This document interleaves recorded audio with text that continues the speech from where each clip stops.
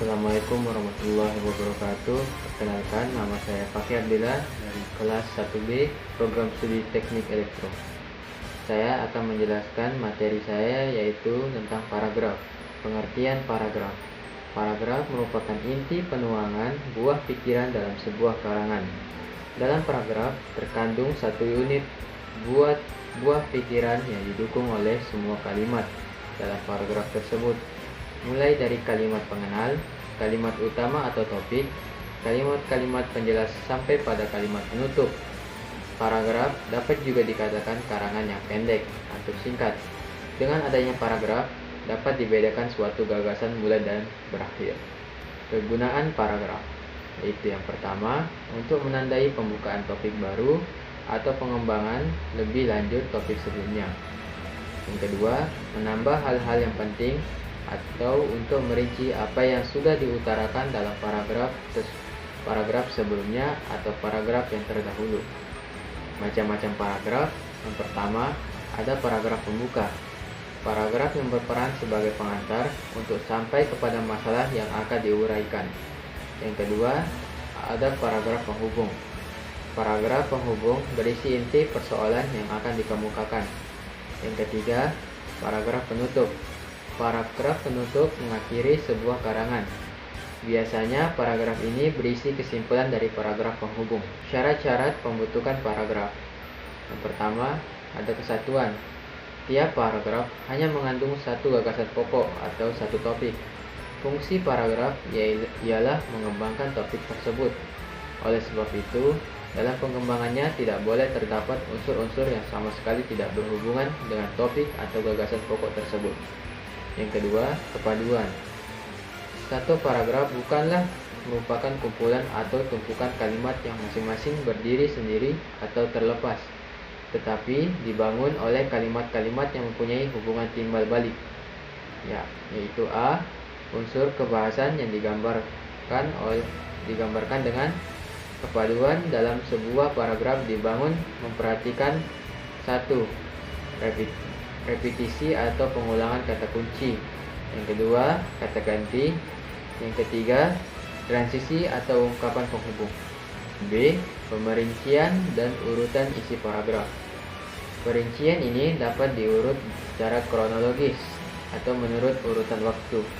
Secara logis, akibat, sebab akibat, akibat sebab, khusus umum, umum khusus, menurut urutan ruang, menurut proses, dan dapat juga dari sudut pandangan yang satu ke sudut pandangan yang lain. C. Kelengkapan. Suatu paragraf dikatakan lengkap jika berisi kalimat-kalimat penjelas yang cukup untuk menunjang kejelasan kalimat topik atau kalimat utama. Letak kalimat utama. Penempatan kalimat utama dalam pengembangan suatu paragraf bermacam-macam. Ada paragraf yang dimulai dengan peristiwa-peristiwa atau perincian, kemudian ditutup dengan kesimpulan, yang kemudian baru perincian-perincian untuk menjelaskan pikiran utama. Ada 3 cara untuk meletakkan kalimat utama, yaitu 1. Pada paragraf awal, 2. Pada paragraf akhir, yang ketiga paragraf awal dan akhir. Mengembangkan paragraf. Pikiran utama dari sebuah paragraf hanya akan jelas kalau diperinci dengan pikiran-pikiran penjelas. Dalam sebuah paragraf terdapat satu pikiran utama dan beberapa pikiran penjelas. Inilah yang dinamakan dengan kerangka paragraf. Kerangka paragraf. A. Pikiran utama. Contohnya, keindahan alam yang mengecewakan. B. Pikiran penjelas. Contohnya 1.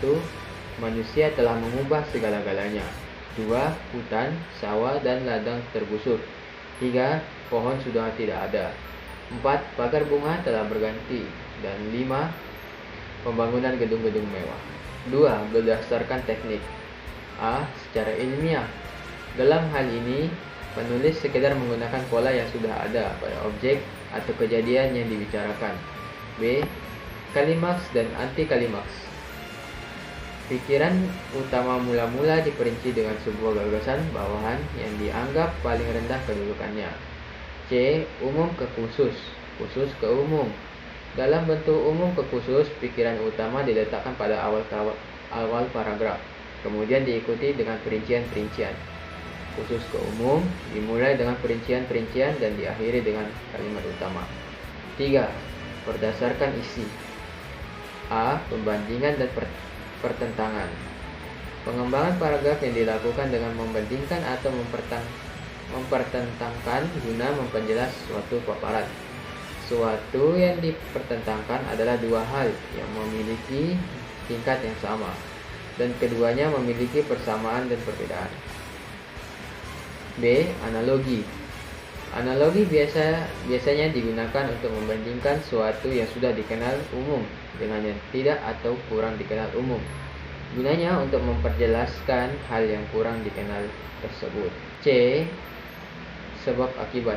Hubungan kalimat dalam sebuah paragraf dapat berbentuk sebab akibat. Dalam hal ini, sebab dapat berfungsi sebagai pikiran utama dan akibat sebagai pikiran penjelas. Dapat juga sebaliknya.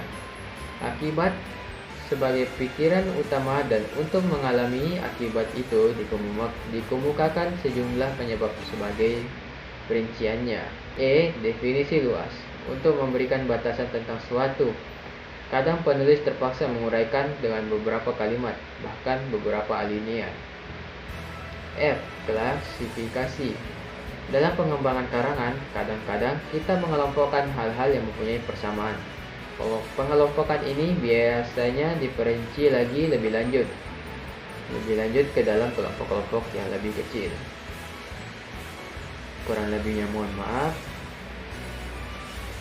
Wassalamualaikum warahmatullahi wabarakatuh.